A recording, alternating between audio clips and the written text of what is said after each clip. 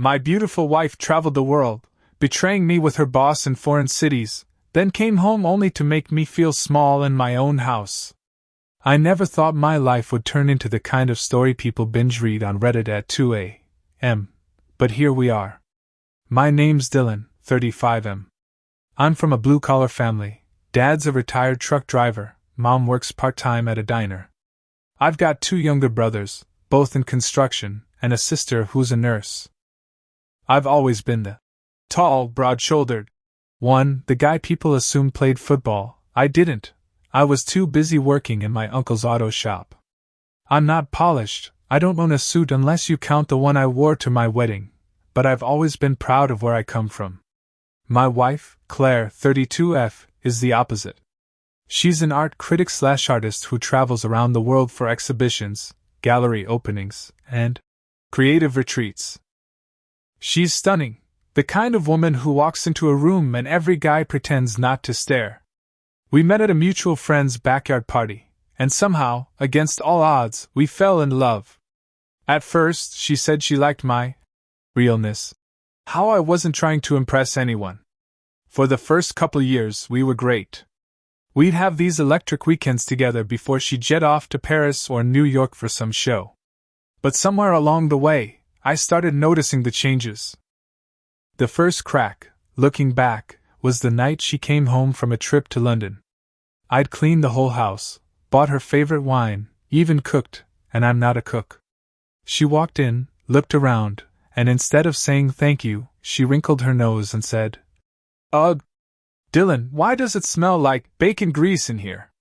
She started correcting the way I spoke around her friends, rolling her eyes if I said, "ain't," or "gonna." She'd introduce me at events as, "My husband, Dylan, he's in mechanics," with this tone, like it was embarrassing. She started traveling even more. Late-night texts, hushed phone calls she took outside claiming it was gallery logistics. At the time, I told myself she was just stressed with work. But deep down, something was shifting. I just didn't know how bad it was going to get. It happened on a Tuesday night, one of those random evenings where nothing's supposed to happen. I'd just gotten home from a 12-hour shift at the shop, and my phone buzzed. It was a text from Claire's friend, Erin. Now, Erin and I were never exactly close, but we'd been around each other enough at parties that I knew she wasn't the type to text me out of the blue. "Hey, just a heads up. Saw Claire in Venice last month." She wasn't alone. I stared at the screen, trying to process. Claire had gone to Venice a few weeks back for some networking event. She'd called me from the balcony of her hotel, wine glass in hand, telling me how much she missed me. She swore she was exhausted from panel discussions and artist meetups. I called Erin. She hesitated, then told me she'd been there for her own work trip and had spotted Claire walking down a narrow side street, hand in hand with a tall guy in a cream-colored blazer. They looked close, she said, her voice dipping like she was sharing a dirty secret. They went into this little gallery together, and when they came out, he kissed her neck. "Sorry, Dylan, I thought you should know." My stomach twisted. I tried to keep my voice calm, thanked her, and hung up. I wanted to believe there was an explanation. Maybe it was a client. Maybe a friend. Maybe the European 2 kisses on the cheek thing. But I couldn't shake Erin's tone. It wasn't casual. It was the kind of voice people use when they've seen something they wish they hadn't.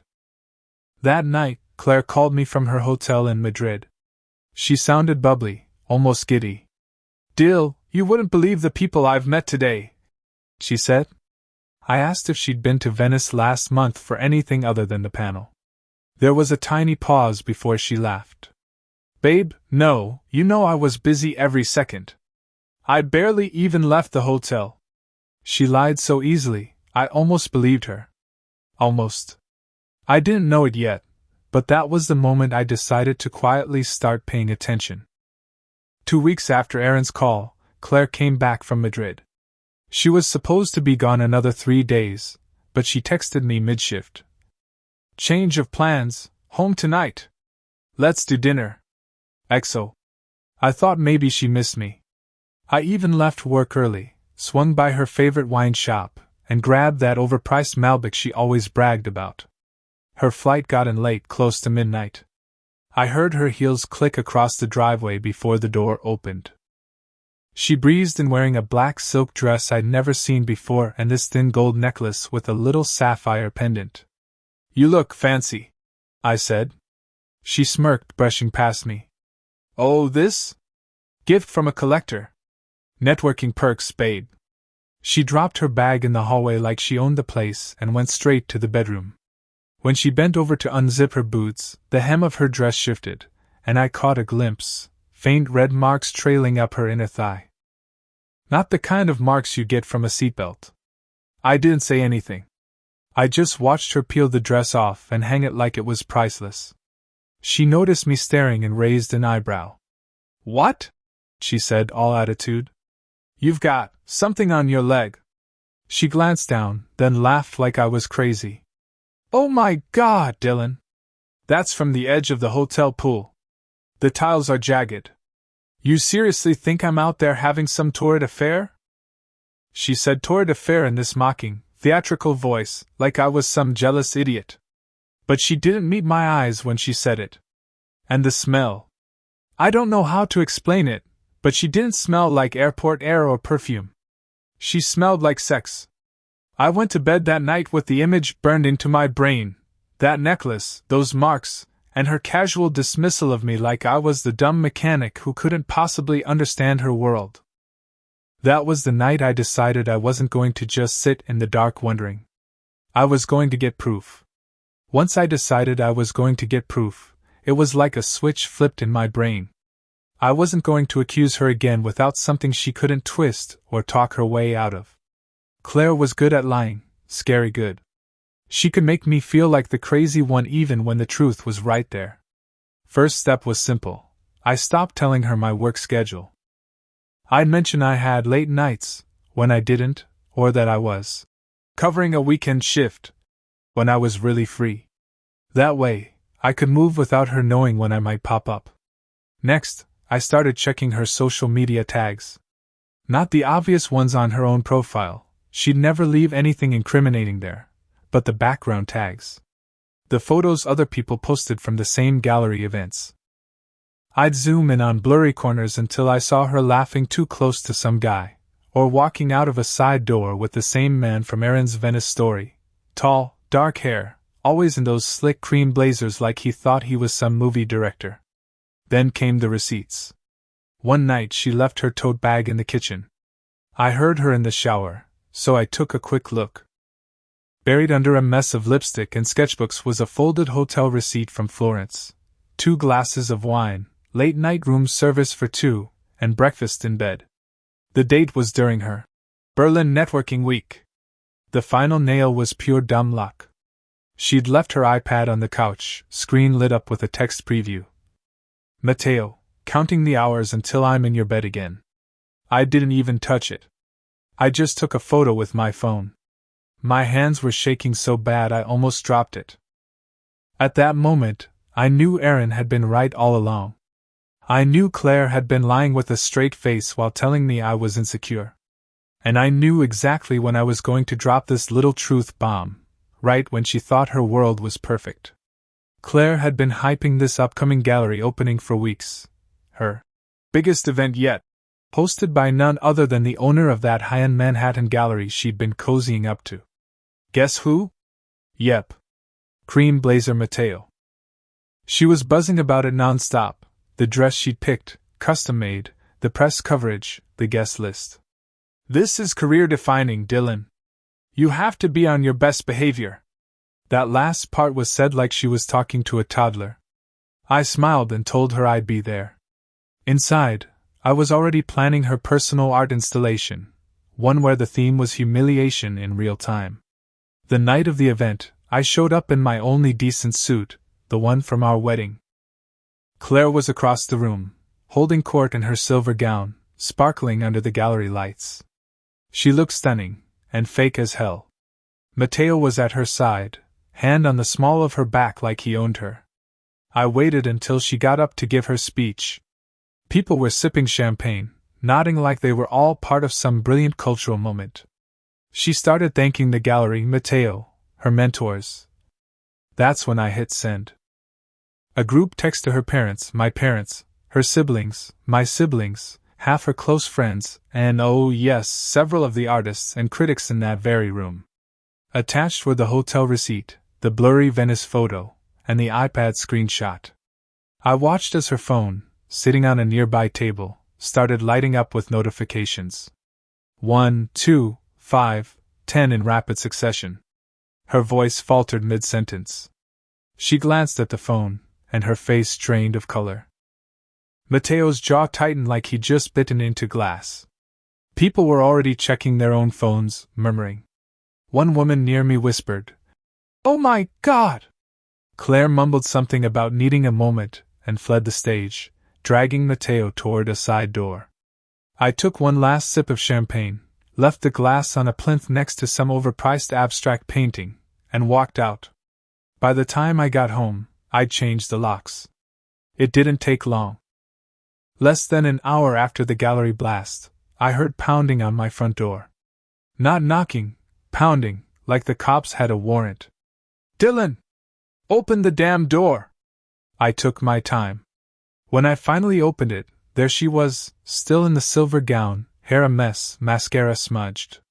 She didn't look like the untouchable art queen anymore. She looked like a kid caught stealing. "What the hell is wrong with you?" she screamed the moment she stepped inside. "What's wrong with me?"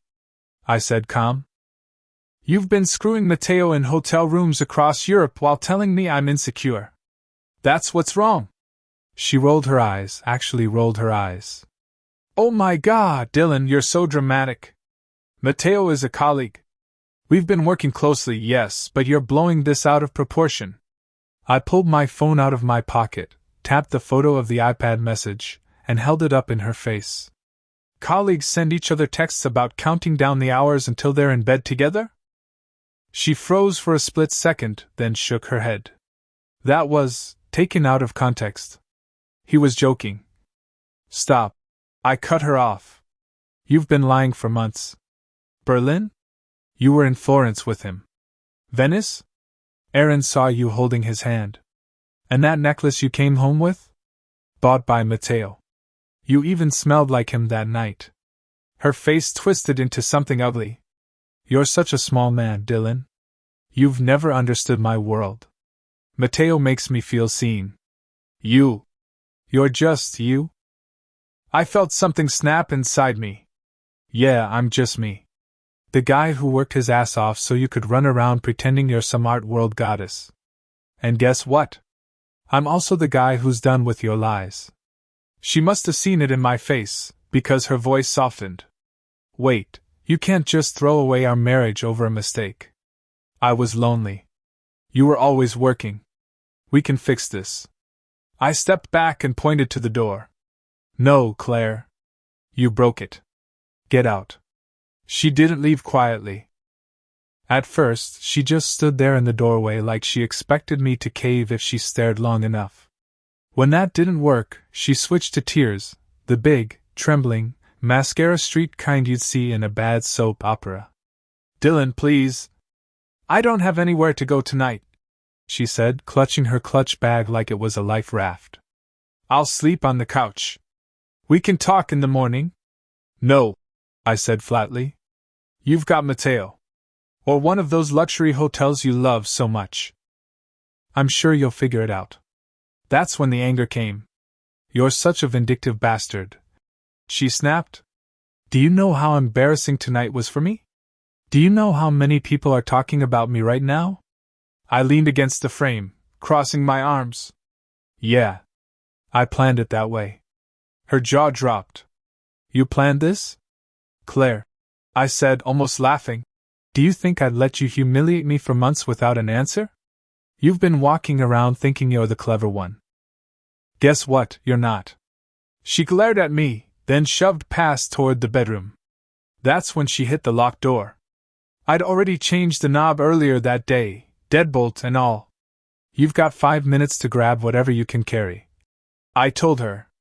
"The rest will be boxed up and delivered to your sisters." She spun around, eyes wide. You told my sister? Oh, sweetheart, I said, smiling for the first time that night. I told everyone.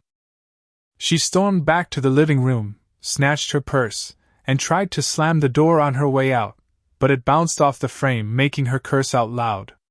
I didn't move until I heard her car peel out of the driveway. That silence afterward? Best sound I'd heard in months. I could have just left it there, changed the locks, boxed her crap, let her run off into Mateo's arms and implode on her own. But the thing about people like Claire is they don't implode fast enough. They float on charm, manipulation, and the fact that most people don't know the whole story. I wanted her whole world to know. First target, the art blogs. I knew a couple of writers from when Claire used to drag me to openings. Hipster types who wore scarves indoors and chain-smoked outside between interviews. I sent one of them an anonymous tip about an unethical personal relationship between a critic and the gallery owner who represents her work. I attached a couple of those photos I'd found in the background of other people's Instagram posts. The hand on the small of her back, the champagne toast way too close for professional. Then I hit her sponsors. Yep, turns out Claire had a few boutique brands who gave her clothes and accessories to wear. For visibility. I sent them the hotel receipts and the text screenshot, under the guise of being concerned about how this reflects on your brand. Within days, I heard through the grapevine, one of her sponsorships ended amicably. Which is PR speak for we don't want to be associated with you anymore. An art blog ran a blind item about a prominent female critic who'd compromised her integrity for special treatment. Everyone in her circle knew exactly who it was. And Mateo? Rumor was he'd started pulling away. Gallery owners like him live and die on their reputation. Sleeping with one of your featured critics while her marriage collapses, not great optics for the high society crowd. It was exactly what I wanted, not screaming drama, but a slow, steady dismantling. Every whisper, every side eye in her precious art world chipped away at her throne. I wasn't done yet. The morning after the gallery debacle, I called my mom's cousin, Mark, a divorce attorney with a reputation for being as friendly as a rattlesnake when he's on the clock. I laid out everything, the receipts, the texts, the timeline. He just nodded, that little shark smile on his face. Good news, Dylan. You've got a prenup, and you've got proof of adultery. This is going to be painless for you, and hell for her. Claire had always assumed that because we'd lived well, vacations, nice house, me covering most expenses, she'd walk away with a cushy setup if things ended. She never read the fine print she signed before the wedding. The prenup locked my house, my shop shares, and my savings in my name. Anything we bought together, we split, and there wasn't much. Mark drafted the papers so fast it made my head spin. We also froze the joint credit card she loved to forget, to pay off, cut off her authorized user status on my main account, and pulled my credit report. Good thing we did. Turns out she'd opened a store account in both our names to buy work clothes from some overpriced boutique in Soho. I paid it off just to shut it down. When the papers hit her inbox, she lost it. Called me at least 20 times in one afternoon, left voicemails ranging from sobbing to threats. My favorite was, "You can't just leave me with nothing, Dylan. I built this life with you." "No, Claire," I muttered to myself, deleting the message. "I built it. You just lived in it." By the end of that week, she'd realized the truth. She wasn't getting the house, she wasn't getting my money, and she wasn't getting a monthly check to bankroll her creative lifestyle. And Mateo? Word was he'd gone. Cold. Suddenly too busy to return her calls. It was almost poetic. I didn't even have to lift a finger for this part. Karma handled it for me. About 3 weeks after the gallery fiasco, I started hearing whispers from mutual acquaintances. Mateo had moved on. And by moved on, I mean he was photographed at some Monaco yacht party with a model who looked about 24 and had 1 million Instagram followers. The art blogs didn't mention Claire's name, but the comments section might as well have tagged her directly. Then, one night, my sister Megan sent me a screenshot from Instagram stories. Claire had posted a moody black and white selfie with the caption, "Some people just can't handle a strong woman." Megan wrote, translation, Mateo dropped her. Apparently, he'd started distancing himself almost immediately after the gallery drama. Clients had been asking questions, press inquiries were getting awkward, and he decided she wasn't worth the mess. He didn't even have the guts to end it face to face, just a bland, "We should take a step back." Email and radio silence. From what I gathered, she tried to spin it like she was the one walking away, telling her friends she needed space to heal and focus on her work. But the truth leaked out when one of Mateo's assistants, probably after a few drinks, told someone at a party that Claire had been hysterical on the phone, begging for another chance. The best part? Mateo kept her artwork out of an upcoming exhibition she'd been banking on for months. It was the same one she'd bragged about over dinner last year, telling me it was career-defining. Without his backing, she wasn't even on the invite list. From queen of the room to persona non grata in under a month. I'd be lying if I said I didn't enjoy watching her castle crumble. Once Mateo dropped her and the divorce paperwork was moving, I felt this strange emptiness. Like I'd been running on pure adrenaline for weeks, and suddenly my body realized the war was over. I could have sat in that emptiness and let it rot me from the inside out, but I decided I wasn't giving her one more ounce of my time or headspace. First thing I did was sign up for a boxing class. My younger brother Jake had been nagging me to try it for years. "Man, it's cheaper than therapy and twice as satisfying," he said. He wasn't wrong. Punching the hell out of a heavy bag while imagining Mateo's smug face? 10 out of 10. I also started fixing up my garage into something more than just a workspace. Bought some new tools, a better sound system, even built a little corner with a fridge and a battered old leather chair. My dad came over one Saturday, helped me install better lighting, and we ended up talking for hours, about life, about how he stayed married to Mom through some rough patches. He told me, "Son, sometimes the best revenge is living in a way they can't touch." I started saying yes to more social stuff too. Megan dragged me to a trivia night, Jake convinced me to go hiking, my buddies at the shop started bringing beers over on Fridays. I wasn't the guy waiting at home for Claire's flight to land anymore. I was just Dylan. The crazy part? Women started noticing. Not that I was looking for anything serious, but I'd be at the grocery store or the gym and catch someone smiling at me. I'd forgotten what that felt like. For the first time in a long time, I wasn't just surviving her betrayal. I was building something better without her in it. It wasn't planned. Honestly, I thought I'd swear off dating for a year, maybe longer. But life has this way of slipping in surprises when you're finally not looking. Her name's Harper. I met her at the boxing gym, not in some cinematic "she's kicking a heavy bag" kind of way, but because she accidentally grabbed my water bottle thinking it was hers. She laughed when I called her out, this easy, genuine laugh that didn't feel like she was performing for anyone.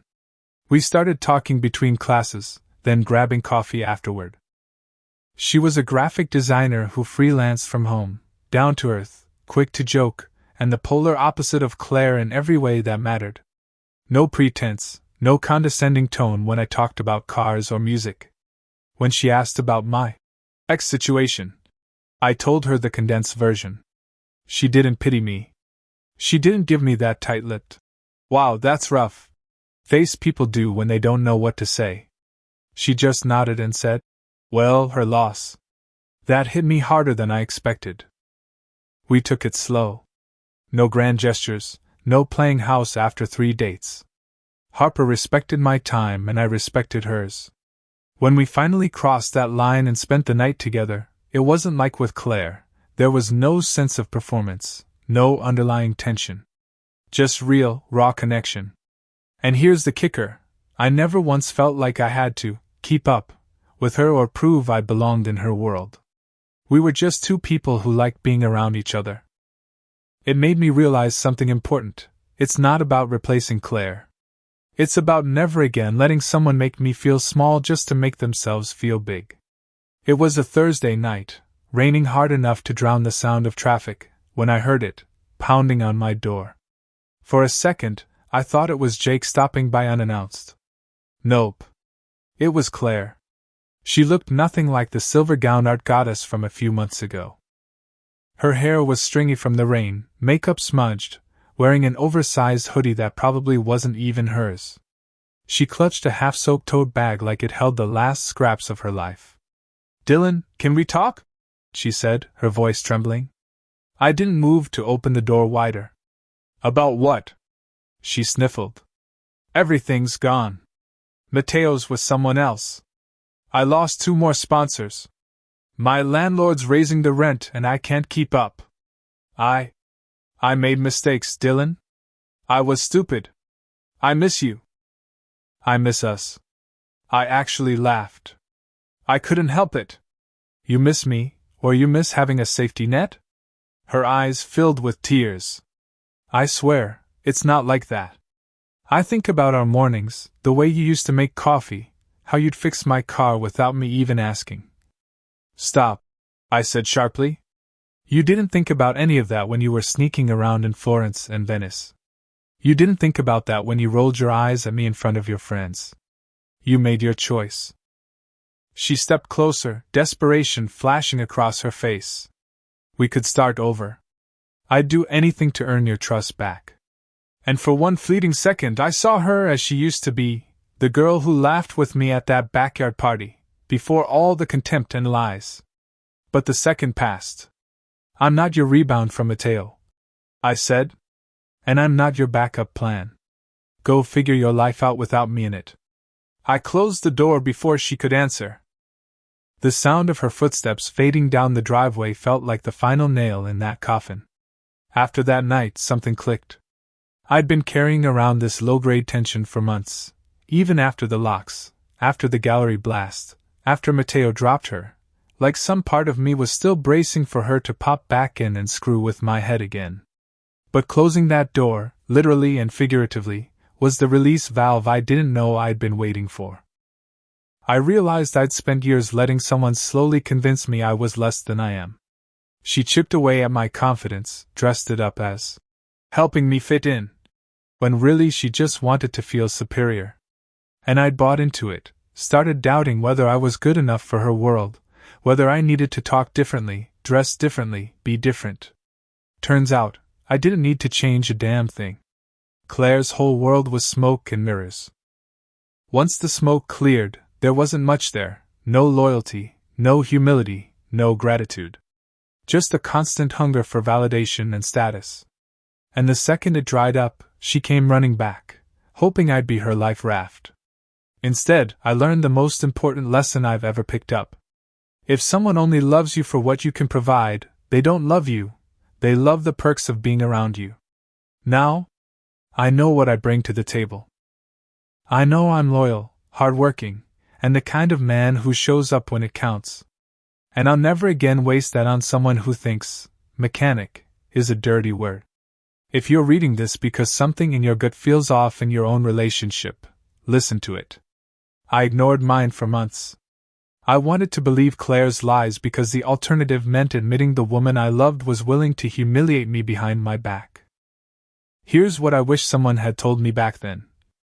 Gaslighting is a strategy, not a misunderstanding. If they make you feel crazy for asking questions, you're probably closer to the truth than they want you to be. Proof is power. Without those receipts, screenshots, and photos, Claire would have spun the story to make me the villain. Documentation is your shield. Revenge doesn't have to be illegal or messy. It can be calculated, clean, and completely above board. Sometimes the most satisfying revenge is letting them sit in the wreckage they built themselves. Your worth isn't tied to their opinion. Claire spent years making me feel small, and I let it slide because I thought love meant compromise. It doesn't mean compromising who you are. Don't wait to start rebuilding. The sooner you put energy into yourself, your health, your hobbies, your friends, the sooner you stop being defined by what they did. If you're in the thick of it, I won't lie, it's going to hurt. You'll replay moments, doubt yourself, maybe even wonder if you could have fixed it. But once you're on the other side, you'll see that losing someone who could treat you like that isn't a loss at all. It's freedom. And freedom, my friends, is worth more than any apology they'll ever choke out when their world falls apart.